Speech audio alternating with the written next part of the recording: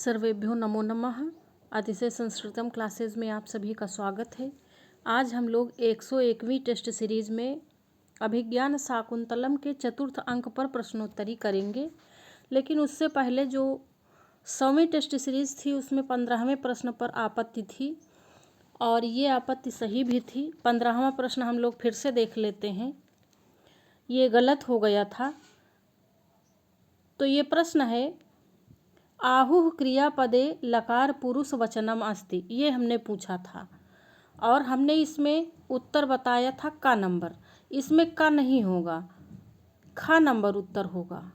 आहुः जो क्रियापद है वह लट लकार प्रथम पुरुष बहुवचन का तो है, लेकिन इसमें धातु होगी ब्रू धातु, आह धातु नहीं होगी, ब्रू धातु होगी। क्यों? क्योंकि ब्रू को आह आदेश होता है, ब्रुवः पंचानामादित आहो ब्रुवः से। तो इसमें खा नंबर उत्तर आप लोग सही कर लें, खा उत्तर होगा। कुछ दो एक लोगों ने आपत्ति की थी तो हमने देखा सही था, खा उत्तर सही होगा, का नहीं होगा। अब हम लोग चलते हैं आज की टेस्ट सीरीज पर। तो चलिए देखते हैं। आज हम लोग 33 नंबर से पढ़ना प्रारंभ करेंगे। यहाँ ये सब हो गया है। 32 नंबर तक हम लोगों ने 100वीं टेस्ट सीरीज में पढ़ लिया है। आज 33वां प्रश्न है और 33वां प्रश्न चतुर्थ अंक से प्रारंभ है। मंगलाचरण और भरत वाक्य हम लोगों ने पढ़ लिया है।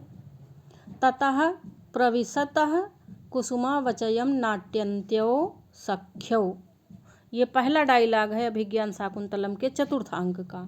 इस वाक्य में सख्यौ किसके लिए प्रयोग किया गया है ये पूछा जा रहा है। यहीं से चतुर्थ अंक प्रारंभ होता है। का तमसा मुरला, खा अनसुईया प्रियंवदा, गा प्रियंवदा शकुंतला, घा तमसा सीता। तो इसमें 33 नंबर में उत्तर क्या होगा ये पूछा जा रहा। 33 नंबर प्रश्न का उत्तर है अनसुईया और प्रियंवदा, यानी खा नंबर उत्तर है। इसमें हमने उत्तर रामचरितम के भी ऑप्शन इसलिए रखे हैं क्योंकि उस नाटक में भी तमसा और मुरला दो नदी देवताओं का प्रवेश होता है, वहाँ से तृतीय अंक छायांक प्रारंभ होता है। तो इसलिए ऐसे मिलते जुलते ऑप्शन रखे हैं। अनुसुईया और प्रियंवदा दोनों सखियां हैं। 34 नंबर प्रश्न है, यद्यपि गंधर्वेण विधिना ना होगा, यहाँ पर विधिना, यद्यपि गंधर्वेण विधिना निवृत्त कल्याणा शकुंतला अनुरूप भर्तृगामिनी, ये अधूरा वाक्य है। कस्य कथनम, ये कथन किसका है? यानी कि गंधर्व विधि से यद्यपि शकुंतला विवाहित होकर अपने अनुकूल पति को प्राप्त हो गई है, ये कौन कहता है? का अनसुईया, खा प्रियंवदा, गा सख्यौ और घा कण्व, यानी सख्यों से तात्पर्य अनुसुईया और प्रियंवदा दोनों से है। यहाँ पर गा के ऊपर बिंदी होगी। तो ये कथन किसका है? यह कथन अनसुईया का है। अनसुईया और प्रियंवदा के किसी भी कथन को अलग करने का तरीका ये है कि जितना भी थोड़ा सा सीरियस कथन होगा, यानी कि हल्का नहीं होगा, गंभीरता लिए होगा, ऐसा कथन इनका होगा अनसुईया का। और जो प्रियंवदा हैं वो उतनी बड़ी नहीं है, इसलिए उनका कथन थोड़ा सा उथला रहता है। तो अनसुईया और प्रियंवदा के कथन में कन्फ्यूजन होता है, इनको हम इसी प्रकार से अलग कर सकते हैं। जो बोलने का स्टाइल है वो अनसुईया का ज़्यादा गंभीरता भरा है। अगले प्रश्न पर हम लोग चलते हैं। 35 नंबर प्रश्न है, निवृत्त कल्याणापदे समासः अस्ति, निवृत्त कल्याणापद में समास बताना है। का तत्पुरुष, खा अव्ययीभाव, गा कर्मधारय, घा बहुब्रीहि, बहुब्रीहि। तो इसमें कौन सा 35 नंबर में कौन सा समास होगा? निवृत्त कल्याणा में बहुब्रीहि समास है, यही घा नंबर उत्तर सही होगा। घा नंबर उत्तर सही होगा। और इसका विग्रह है निवृत्तम कल्याणम यस्याह सा। ये है इसका विग्रह, यानी कि जिसका, जो अपने अनुकूल पति को प्राप्त हो गई है या जिसका मांगलिक कार्य पूर्ण हो चुका है वह। तो निवृत्त कल्याणा कौन है? निवृत्त कल्याणा शकुंतला के लिए आया है। और ये इस पद का प्रयोग किसने किया है? अनसुईया ने किया है। किससे किया है? तो प्रियंवदा से किया है। 36 नंबर प्रश्न पे आ गए हम। अद्य सा राजर्षि इष्टि परिसमाप्य। तो ये भी एक वाक्य है, यहाँ पूछा जा रहा है, यहाँ पर प्रयुक्त इष्टि शब्द में धातु है, यानी कि ये जो राजर्षि के बाद इष्टि पद आया है इसमें धातु बतानी है। का इस, खा यज, गा यज और घा इस। तो इसमें बताना है 36 नंबर में धातु बताना है इष्टि पद में। तो इसमें धातु होगी यज धातु। और आप लोग जब हमारे साथ प्रश्नोत्तरी हल किया करें तो ईमानदारी से अपने उत्तर भी बताया करें कि हमारे इतने प्रश्न सही हुए।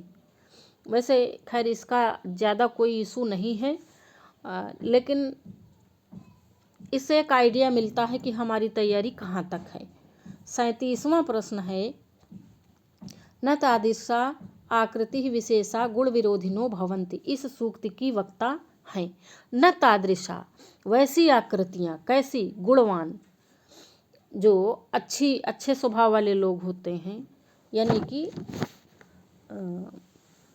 जो गुणवान व्यक्ति होते हैं वैसे गुण विरोधी नहीं होते हैं। जो अच्छी आकृति वाले ठीक लोग होते हैं वह गुणों के विरोधी नहीं होते हैं, यानी जैसे वो अच्छे होते हैं वैसे गुण वाले भी होते हैं। तो इस कथन को किसने कहा? का तमसा, खा प्रियंवदा, गा अनुसुईया, घा गौतमी। तो इसको कहने वाली हैं प्रियंवदा। प्रियंवदा और अनुसुईया का डायलॉग इतना ज़्यादा कंफ्यूज करता है कि आयोग भी कंफ्यूज रहता है। और कभी प्रियंवदा का अनुसुईया बता देता है, अनुसुईया वाले का प्रियंवदा बता देता है, और इसमें बहुत से बच्चों का नुकसान भी होता है। इसलिए प्रियंवदा और अनुसुईया के डायलॉग में बहुत सावधान रहने की आवश्यकता है। 38वां प्रश्न है राघव भट्ट के अनुसार अभिज्ञान शाकुंतलम के चतुर्थ अंक में संधि है। अब इसका चतुर्थ अंक में जो संस्कृत वाला भाग है उससे कोई लेना देना नहीं है। ये समझ लीजिए कि संस्कृत साहित्य के इतिहास से समीक्षात्मक टाइप का प्रश्न है। तो इसमें बताना है कौन सी संधि है। का मुख, खा प्रतिमुख, गा गर्भ और घा औमर्श। तो ये जो राघव भट्ट हैं ये अभिज्ञान शाकुंतलम के चतुर्थ अंक में गर्भ संधि मानते हैं। ये राघव भट्ट कौन है? राघव भट्ट अभिज्ञान शाकुंतलम के टीकाकार हैं, ये समझेंगे। अगले पेज पर हम लोग चलते हैं। और प्रश्नोत्तरी अच्छी लग रही है तो प्लीज़ लाइक, शेयर और सब्सक्राइब अवश्य करें और कमेंट करके हमें बताएं भी। और जो 15वां प्रश्न है जिसको अभी हम सही कराए हैं उसे आप लोग फिर से देख लेना और आप लोग पढ़ा करें। तो कमेंट करके जहाँ पे भी कमी हुआ करें हमें अवश्य बताया करें। साहित्य दर्पणकार के अनुसार अभिज्ञान शाकुंतलम के चतुर्थ अंक में संधि है। अब साहित्य दर्पणकार के अनुसार पूछा गया है संधि। नाटक में संधियाँ होती हैं ना, तो वही पूछा जा रहा है। और ये साहित्य दर्पणकार कविराज विश्वनाथ हैं। का मुख, खा प्रतिमुख, गा गर्भ और घा विमर्श। तो ये जो साहित्य दर्पणकार हैं ये विमर्श संधि मानते हैं। देखिए ये भी हमने कपिल देव द्विवेदी जी की जो टिप्पणी वाला भाग है उससे हमने बनाया है। सारा पेपर हम वहीं से बनाते हैं। तो आप लोग जब गहराई से पढ़ेंगे देखेंगे तो ये सारी चीज़ें मिलेंगी। इसमें कुछ भी मैंने अपने आप से स्वयं से कोई भी चीज़ ऐड नहीं की है। और बाकी आप लोगों ने बार बार पढ़ा है, काफ़ी समय से तैयारी कर रहे हैं तो आपको तो पता ही है। 40वां प्रश्न है न तादृशा आकृति विशेषा गुण विरोधिनो भवन्ति। यहाँ पर तादृश आकृति किसके लिए प्रयोग किया गया है ये पूछा जा रहा है कि उस प्रकार की सुंदर आकृतियाँ गुणों से रहित नहीं होती हैं या गुणों के विरोधी नहीं होती हैं। यानी जैसी आकृति सुंदर होती है वैसे ही उनके गुण भी सुंदर होते हैं। तो यहाँ पे जो तादृश आकृति है ये किसके लिए प्रयोग किया गया है? ये का शकुंतला, खा दुष्यंत, गा प्रियंवदा, घा कण्व। तो ये प्रयोग किया गया है दुष्यंत के लिए। तादृश आकृति दुष्यंत और ये कौन कह रहा है? ये प्रियंवदा कह रही हैं। अनुसुईया संशय जाहिर कर रही हैं कि यद्यपि शकुंतला का विवाह दुष्यंत से हो गया, फिर भी मेरा मन व्यथित है, मैं चिंतित हूँ। तो प्रियंवदा कह रही विश्रब्धा भव न तादृशा आकृति विशेषा गुण विरोधिनो भवंती। ये पूरा विषय है। 41 नंबर प्रश्न पे आ गए हम लोग इसी के साथ। गुणवते कन्यका प्रतिपादनीयेत्ययं तावत प्रथमः संकल्पः। यह कथन है, यानी कि ये भी पूछा जा रहा। कथन बहुत अच्छे से तैयार कर लेना, और कथन में जो जिन शब्दों का प्रयोग हुआ है उनकी व्याकरणात्मक टिप्पणी भी आनी चाहिए। कोई भी सूक्ति हो या कोई भी कथन हो, उसका हिंदी अर्थ भी डिक्टो हूबहू आना चाहिए। कुछ भी पूछा जा सकता है, इसलिए हमारी हर प्रकार से तैयारी होनी चाहिए। तो यह कथन है का प्रियंवदा का अनुसुईया के प्रति, खा अनसुईया का प्रियंवदा के प्रति, गा अनसुईया का शकुंतला के प्रति, घा प्रियंवदा का शकुंतला के प्रति। ये किसका है? तो ये कथन तो अनसुईया का है, लेकिन किसके प्रति है? शकुंतला के प्रति है, इसलिए गा उत्तर सही होगा। अनुसुईया ये बात शकुंतला के प्रति बोल रही हैं, लेकिन बोल किससे रही हैं? प्रियंवदा से बोल रही हैं। कहने वाली अनुसुईया हैं, सुनने वाली प्रियंवदा हैं, और किसके विषय की बात चल रही है? शकुंतला के विषय की बात हो रही है, इसीलिए प्रतिशब्द यहाँ पर आया है, अनुसुईया का शकुंतला के प्रति। हमें प्रश्न बहुत अच्छे से समझना है। प्रश्न अगर समझ में आ जाए तो चाहे जितना कठिन प्रश्न हो, उसके हल होने के चांस बढ़ जाते हैं। अगर प्रश्न ही नहीं समझ में आता है तो सरल प्रश्न भी हमारा गलत हो जाता है। इसलिए प्रश्न समझना, प्रश्न की प्रकृति समझना बहुत ही आवश्यक है। और ध्यान रहे, सरल प्रश्न कतई गलत ना हो। 42वां नंबर प्रश्न है, सखी अवचितानि बलिकर्म पर्याप्तानि कुसुमानि अत्र बलि कस्मिन्नर्थे प्रयुक्तास्ति। यहाँ पर ये जो शब्द आया है बलि, कि बलि के लिए पर्याप्त पुष्प चुन लिए हैं। तो यह बलि शब्द किस अर्थ में प्रयोग किया गया है? का उपमार्थक, खा आदरार्थक, गा अधिकारार्थे, घा पूजार्थे। तो बलि शब्द यहाँ पर पूजा के अर्थ में है। किस अर्थ में है? पूजा के अर्थ में है। बलि का अर्थ यहाँ पर जीव हत्या करना नहीं, पूजार्थ में बलि शब्द यहाँ पर लिया गया। और सखी अवचितानि बलि कर्म पर्याप्तानि कुसुमानि, यह वाक्य बोलता कौन है? यह प्रियंवदा बोलती हैं, और यहाँ पर सखी पद से तात्पर्य इसलिए अनसुईया है। भाई प्रियंवदा कह रही ना, प्रियंवदा कह रही सखी अवचितानि बलिकर्म पर्याप्तानि कुसुमानि। तो सखी किस कौन होगा भाई? वहाँ पे कौन है? अनसुईया है, अनसुईया से ही कह रही। चलिए अगला प्रश्न है। और प्रश्नोत्तरी अच्छी लग रही हो तो प्लीज़ लाइक अवश्य करें, और हमें कमेंट करके अवश्य बताएं कितने प्रश्न सही हुए। 43वां प्रश्न है, सखी अवचितानि बलिकर्म पर्याप्तानि कुसुमानि। यहाँ पर सखी शब्द का संबोधन किसके लिए है? देखिए इस प्रश्न का तो उत्तर हम पहले ही बता दिए 42 नंबर में ही। का प्रियंवदा, खा शकुंतला, का दोनों के लिए, घा अनुसुईया के लिए। जब प्रियंवदा ये वाक्य कह रही है तो किसके लिए होगा? अनुसुईया के लिए होगा, इसलिए ये इसमें घा नंबर उत्तर सही होगा। 42 का 43 का घा, इसको तो हमने बता ही दिया 42 नंबर में ना, जब क्लियर कर रहे थे। 44वां प्रश्न है, ननु सख्या शकुंतलाया सौभाग्य देवता अर्चनीया। ये अवग्रह वाला है। यह कथन किसका है? ननु सख्या, यानी कि किंतु सखी शकुंतला के सौभाग्य देवता की भी पूजा करनी है। यह कौन कह रहा है? का प्रियंवदा, खा शकुंतला, गा अनसुईया, घा दोनों सखियाँ। भाई दोनों सखियाँ भी तो कह सकती हैं, बहुत से कथन दोनों सखियाँ साथ में बोली हैं। तो ये है अनुसुईया का डायलॉग, ननु सख्या शकुंतलाया सौभाग्य देवता अर्चनीया। यह कथन अनुसुईया का है। 45वें प्रश्न पे हम आ गए हैं। अयम अहम भोः, यह कथन बोलने का स्थान है।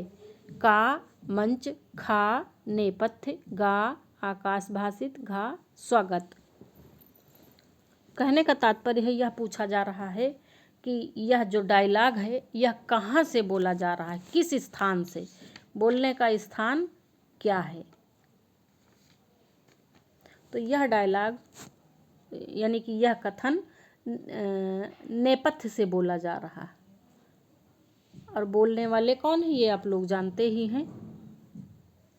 अगला 46 नंबर प्रश्न है, ननूटज जा होगा, यहाँ पे ना नहीं होगा, जा होगा। ननूटज सन्निहिता शकुंतला अस्मिन वाक्यस्य वक्ता, इस वाक्य का वक्ता है। यानी कि कुटी पर शकुंतला विद्यमान है, यानी शकुंतला कुटी के अंदर है, कुटी में। का प्रियंवदा, खा अनसुईया, गा गौतमी, घा शकुंतला। तो यहाँ पे 46 नंबर प्रश्न का उत्तर क्या होगा, ये कौन कहता है। ननूटज सन्निहिता शकुंतला, ये बात कहती हैं प्रियंवदा। जब ये लोग फूल चुन रही होती हैं, तोड़ना नहीं चुनना, जब फूल चुन रही होती हैं तो ये लोग अयम अहम भो आवाज़ सुनती हैं, तो इस पर प्रियंवदा कहती है कि शकुंतला कुटिया में है। अगला प्रश्न है 47 नंबर प्रश्न पे हम आ गए। अद्य पुनर्हृदयेन असन्निहिता, अत्र असन्निहिता का अनसुईया, खा प्रियंवदा, गा शकुंतला, घा दुर्वासा। तो अद्य असन्निहिता शकुंतला, यानी कि असन्निहिता माने नहीं है, हृदय से नहीं है, क्योंकि शकुंतला अन्य मनस्क है ना, किसी दूसरे के ध्यान में अर्थात दुष्यंत के ध्यान में बैठी है ना, तो इसीलिए ये कहा गया है कि आज वो हृदय से नहीं है। और ये बोलता कौन है, ये डायलॉग कौन बोलता है कि अद्य पुनर्हृदयेन असन्निहिता अनसुईया बोलती हैं। कौन बोलता है, अनसुईया बोलती है। कि एक डायलॉग बिल्कुल रटे रहिए। 48वां प्रश्न है, आह अतिथि परिभाविनी, इस वाक्य में आह पद है। का संज्ञा, खा सर्वनाम, गा विशेषण निषेध और घा अव्यय। तो इस वाक्य में आह अव्यय है, और वो भी कैसा अव्यय है, क्रोध सूचक अव्यय है। कैसा, क्रोध सूचक, यानी कि अरे अतिथि का तिरस्कार करने वाली। तो अब अतिथि क्रोधित है ना, उसे लगा कि उसका तिरस्कार हो गया, उसे सुना नहीं गया। अगला प्रश्न है 49 नंबर प्रश्न है, विचिन्तयन्ती यमनन्य मानसा, तपोधनं वेत्सिनमापुपस्थितं, स्मरिष्यति त्वां न सबोधितोऽपि सन्, कथां प्रमत्ताः प्रथमं कृतामिव। ये श्लोक है, और ये चतुर्थ अंक का पहला श्लोक है, विचिन्तयन्ती यमनन्य मानसा।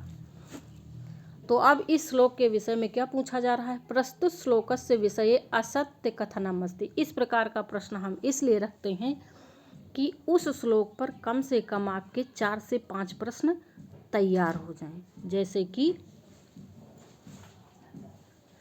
जैसे कि का मंच पर आए हुए दुर्वासा का कथन है, असत्य कथन बताना है। खा वंशस्थ छंद में निबद्ध है। गा उपमा अलंकार। घा कालिदास की स्वयं की कल्पना प्रस्तुत होती है। तो इसमें असत्य कथन कौन सा है, कौन सा मानेंगे असत्य कथन। देखिए, इसमें जो असत्य कथन है वह का नंबर है। कैसे, दुर्वासा कोई भी बात मंच पर आकर बोले ही नहीं, नेपथ्य से बोलते हैं। अभिज्ञान शाकुंतलम के चतुर्थ अंक का जो प्रथम श्लोक है, विचिन्तयन्ती यमनन्य मानसा, वो दुर्वासा नेपथ्य से बोलते हैं। ये भी एक प्रश्न है, समझ लें कि विचिन्तयन्ती यमनन्य मानसा कहाँ से बोला गया, नेपथ्य से। फिर इसमें खा नंबर है, वंशस्थ छंद में निबंध है। तो ये सत्य है, वंशस्थ छंद में निबद्ध है। अब देखिए दूसरी बात जान गए, गा उपमा अलंकार है, तो हाँ उपमा अलंकार है। जैसे कथा में अलसाया हुआ व्यक्ति पहले कही गई कथा को भूल जाता है, वैसे ही तुम भी भूल जाओगी जिसकी याद में बैठी हो। घा कालिदास की स्वयं की कल्पना प्रस्तुत होती है, तो हाँ सच में कालिदास की स्वयं की कल्पना प्रस्तुत होती है इस प्रस्तुत श्लोक में। यह वही श्लोक है जिसमें दुर्वासा ने शकुंतला को श्राप दिया, और जो श्राप की कल्पना है वो कालिदास की मौलिक कल्पना है, मूल कथा में ऐसा कुछ भी वर्णित नहीं है, इसलिए घा उत्तर भी सही है। यानी कि खा, गा और घा ये तीनों बातें श्लोक के प्रति सही हैं। चूंकि पूछा असत्य कथन जा रहा है, इसलिए का नंबर उत्तर सही होगा। मुझे उम्मीद है कि आप समझ गए होंगे।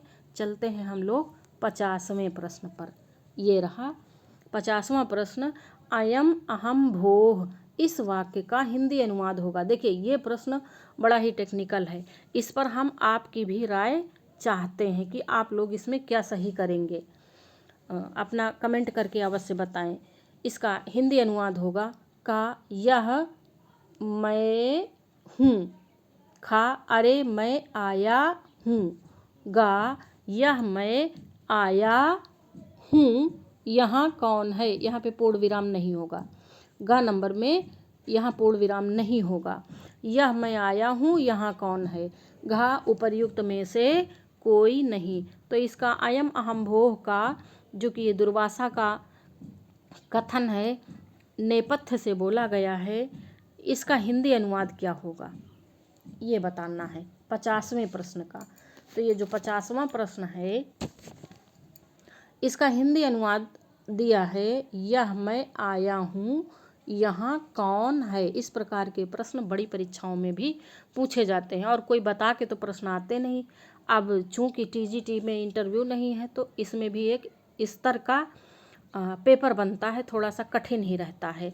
तो इसमें ग नंबर उत्तर सही होगा। कैसे सही होगा, ये जो अयम अहम भोह वाक्य है ये शॉर्टकट में कहा गया है, क्योंकि बोलचाल की भाषा में व्यक्ति का स्वभाव होता है कि वह थोड़ा शॉर्टकट अपनाता है, तो वही शॉर्टकट दुर्वासा ऋषि ने भी अपनाया। जो संपूर्ण इसका वाक्य होगा वह होगा, अयम अहम आगतः भो को अत्र वर्तते। यह संपूर्ण वाक्य है और उसी वाक्य का यह हिंदी अनुवाद है। तो संस्कृत में शॉर्ट में कहा गया, लेकिन जो हिंदी अनुवाद बनाया गया वो पूरे का बनाया गया। किसका, अयम अहम आगतः भो को अत्र वर्तते। तो इसलिए मुझे लगता है इसमें गा उत्तर सही होगा। फिलहाल आप लोग बताएं आपको क्या लगता है क्या सही होगा। इस प्रश्न के विषय में आप लोग अच्छे से पढ़िए, उसके बाद हमें कमेंट करके अवश्य बताएं कि इसमें क्या जो हमने प्रश्न ऑप्शन सही किया है इस प्रश्न में, क्या वही सही होना चाहिए या फिर कुछ दूसरा होना चाहिए। आप लोग अवश्य बताएं। अगले प्रश्न पे चलते हैं। 51 नंबर प्रश्न है, तपोधनम, यहाँ पे बिंदी होगी, तपोधनम पदे समासो वर्तते। का तत्पुरुष, खा कर्मधारय, गा बहुब्रीहि, घा सुपसुपा। तो इसमें बताना है तपोधनम पदे समासो वर्तते, तो इसमें कौन सा समास होगा, यहाँ पर बहुब्रीहि समास होगा। तपः एव धनम यस्य सह बहुब्रीहि समास। अगले प्रश्न पे चलते हैं हम लोग। 52 नंबर प्रश्न पे आ गए। विचिन्तयन्ति यम अनन्य मानसा अस्मिन् श्लोकांशे यम काह, का दुर्वासा, खा शकुंतला, गा प्रियंवदा, घा दुष्यंत। तो पूछा जा रहा है कि इस वाक्य में यम, ये जो यम पद आया है ये किसके लिए, विचिन्तयन्ति यानी चिंता करती हुई, सोचती हुई, यम माने जिसके बारे में, अनन्य मनसा माने बहुत ध्यान लगाकर, अन्य मनस्क होकर जिसके विषय में सोचती हो। तो यम कौन है, दुष्यंत है, और सोच कौन रहा, विचिन्तयन्ति कौन है, शकुंतला है, और ये कहने वाले दुर्वासा ऋषि हैं। 53 नंबर प्रश्न है, कस्मिन्नपि पूजार्हे अपराधा शून्य हृदया शकुंतला। किसी पूजनीय व्यक्ति के प्रति शून्य हृदया शकुंतला ने अपराध कर दिया है। ये इसमें क्या पूछा जा रहा है? अस्य कथनस्य वक्ता श्रोता। ध्यान रहे, दो बातें पूछी जा रही। नंबर 1 वक्ता, नंबर 2 श्रोता, यानी कहने वाला कौन है, सुनने वाला कौन है। का प्रियंवदा अनसुईया, खा अनसुईया प्रियंवदा, गा दोनों सखियां वक्ता हैं, घा दोनों सखियां श्रोता हैं। 53 नंबर प्रश्न में उत्तर क्या होगा? तो इसमें प्रियंवदा वक्ता हैं, अनसुईया श्रोता हैं। दोनों पुष्प चयन कर रही है ना, तो प्रियंवदा वक्ता हैं, अनुसुईया श्रोता हैं। इस दृष्टि से का नंबर उत्तर सही हो रहा। प्रश्नोत्तरी कैसी लग रही है, मैं कमेंट करके प्लीज़ अवश्य बताएं। और 54 नंबर प्रश्न पे हम आ गए। एस दुर्वासा सुलभ कोपो महर्षि।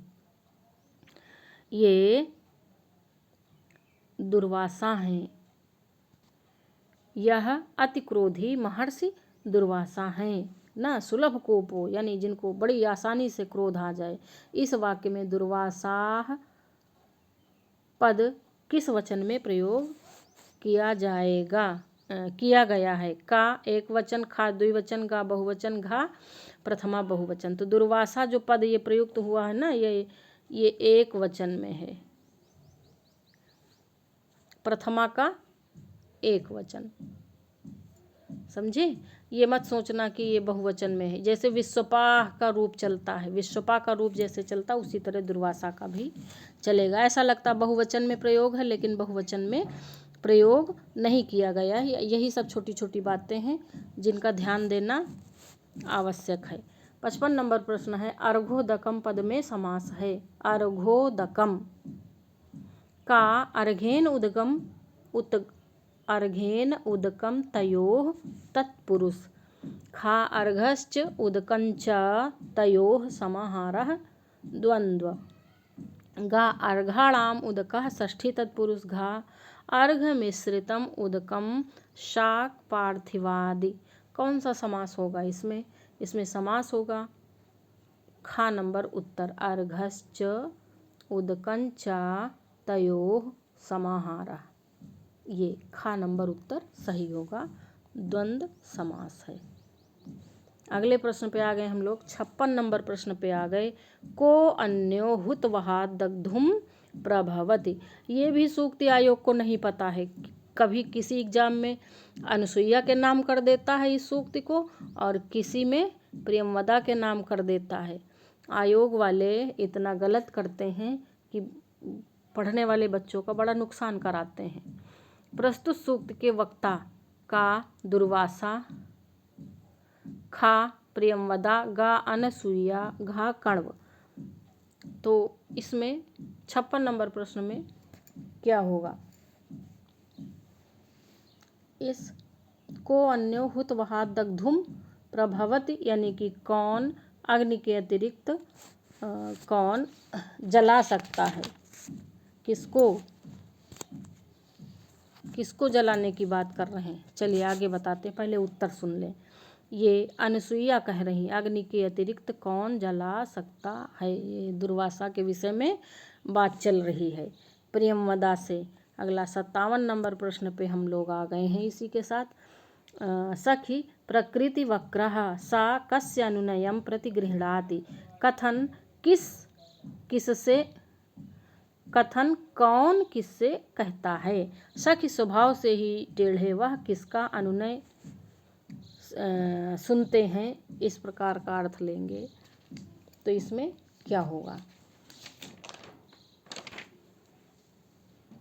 57 नंबर प्रश्न में का प्रियंवदा अनुसुईया से, खा अनसुईया प्रियंवदा से, गा प्रियंवदा दुर्वासा से, घा अनसुईया दुर्वासा से।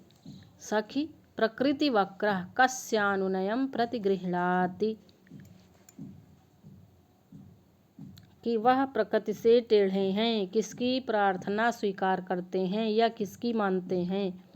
यह बात कह रही हैं प्रियंवदा। तो प्रियंवदा कहेंगी तो किससे कहेंगी? अनसुईया से कहेंगी। प्रियंवदा कह रही हैं अनसुईया से।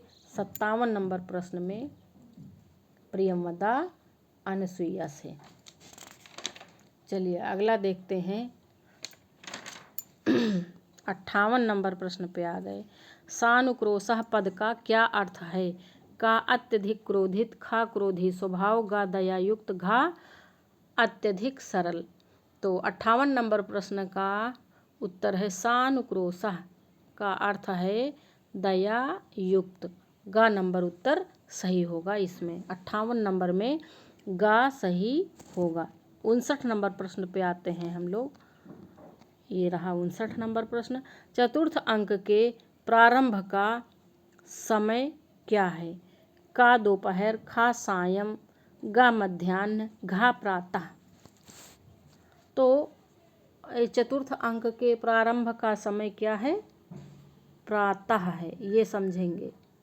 प्रातः का समय है। अगला देखते हैं हम लोग। 60 नंबर तक प्रश्नोत्तरी करेंगे, उसके आगे कल करेंगे। 60वां प्रश्न है ततो नामे वचनम अन्यथा भवितुम अर्हति कस्ययं कथनम। यह कथन किसका है? कि मेरा वचन अन्यथा नहीं हो सकता है, यानी कि गलत नहीं सिद्ध हो सकता है। ये कौन कहता है? का प्रियंवदा, खा दुर्वासा, गा अनसुईया, घा कण्व। तो ये कथन है 60 नंबर प्रश्न में। कथन है दुर्वासा का। किसका कथन है? दुर्वासा का। और इस कथन की वक्ता कौन है? ततो नामे वचनम अन्यथा भवितुम अर्हति। मेरा वचन असत्य नहीं हो सकता है। इस कथन की वक्ता कौन है? वक्ता प्रियंवदा हैं, बता रही हैं। किससे? अनसुईया से। ये प्रियंवदा अनसुईया से बता रही हैं और कथन दुर्वासा का है, तो प्रियंवदा वक्ता होंगी, दुर्वासा का कथन है। और आज यहीं तक रखा जाए। आगे हम लोग नेक्स्ट सीरीज में प्रश्नों को हल करेंगे। और आप लोग 15वां प्रश्न अवश्य देख लें। आज यहीं तक। धन्यवाद।